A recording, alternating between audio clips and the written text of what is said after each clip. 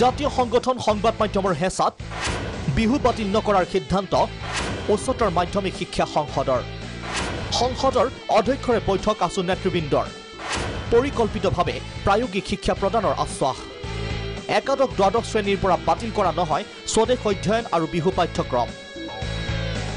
আছু নেতৃবৃন্দৰে উচ্চতৰ মাধ্যমিক শিক্ষা সংসদৰ অধ্যক্ষৰ বৈঠকৰ অন্তত এই ঘোষণা সংসদৰ অধ্যক্ষ ৰুক্ম গোহাঁই বৰুৱাৰ আমি কিন্তু বাতিল কৰা নাই এটো স্পষ্ট মত আপোনালোকে যিখন আমাৰ কাউন্সিলৰ প্ৰসিডিং তাত দেখিছে এই প্ৰসিডিংৰ এটা প্ৰস্তাৱহে মাত্ৰ আৰু সেই প্ৰস্তাৱটো এটা ৰিভিউ কমিটিৰ জৰিয়তে ৰিভিউ কৰিবলৈ কোৱা হৈছে আৰু এই প্ৰস্তাৱটো আমি ইতিমধ্যে গভৰ্ণমেণ্টক জানুৱাৰী মাহৰ শেষৰ ফালে পঠাইছো It depends upon the government. আৰু যেতিয়া আমি সিদ্ধান্ত লম তেতিয়া আমাৰ যেটো সৰকাৰি নোটিফিকেশন আমাৰ কাউন্সিলৰ নোটিফিকেশন প্ৰকাশ পালেহে আসলতে এটা বিষয় উইথড্ৰ কৰা হোৱা বুলি পৰিগণিত হয় আমি কেৱল মাত্ৰ প্ৰস্তাৱহে গ্ৰহণ কৰিছো আৰু বিহু পাঠ্যক্ৰম বাতিল হোৱাৰ এক প্ৰস্তাৱৰ পাছতে ৰাজ্যজুৰি সৃষ্টি হৈছিল ব্যাপক প্ৰতিক্ৰিয়াৰ বিভিন্ন দল সংগঠনে এই প্ৰস্তাৱৰ বিৰুদ্ধে সজোৰে মাত মাতিছিল সংবাদ মাধ্যমেও এই সন্দৰ্ভত সম্প্ৰচাৰ কৰিছিল বাতৰি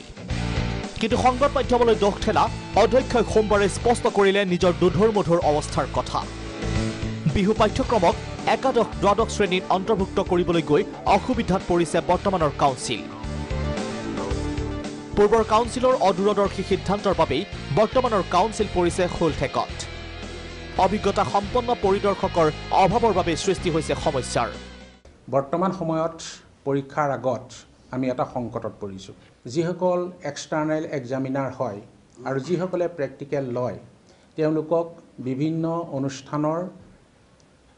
হালহলনিৰ জৰিয়তে পঠিওৱা হয় আমাৰ বিহুৰ ক্ষেত্ৰত এই ব্যৱহাৰিক পৰীক্ষাটো লবৰ বাবে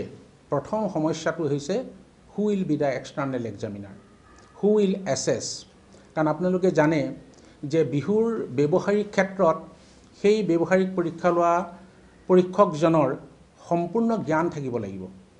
যে ঢোল বজোৱা পেপা বজোৱা গগনা বজোৱা ইত্যাদি নাচনি নচুৱা এই সকলোখিনি দক্ষতা থকা ব্যক্তিজনহে আসলতে প্ৰেক্টিকেল এক্সামিন ল'ব পাৰিব কোনো কাৰণতে বিহু আৰু স্বদেশ অধ্যয়ন পাঠ্যক্ৰম বাতিল নকৰিবলৈ হকিয়াই দিয়াৰ লগতে এই ক্ষেত্ৰত এক সুপৰিকল্পিত পদ্ধতিৰ মাজেৰে আগুৱাই যাবলৈ সংসদলৈ অনুৰোধ আছুৰ আৰু আজি আমাক কাউন্সিলে স্পষ্টকৈ কৈছে যে স্বদেশ অধ্যয়ন যেটো স্বদেশ অধ্যয়ন বিষয়টো ভূগোল আৰু বুৰঞ্জী হিচাপে বিষয়টো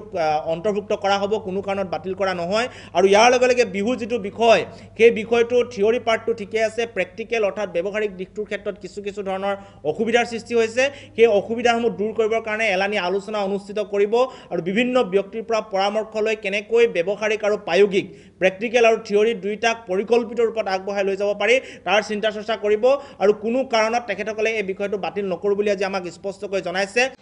কোনো পদ্ধতিগত ব্যৱস্থা আৰু পৰিকল্পনাৰ অবিহনে যে চৰকাৰৰ লগতে বিভাগীয় কৰ্তৃপক্ষই বিহু পাঠ্যক্ৰম শ্ৰেণীসমূহত অন্তৰ্ভুক্ত কৰিছিল সেয়া এইসমূহ বেমেজালিৰ পৰা স্পষ্ট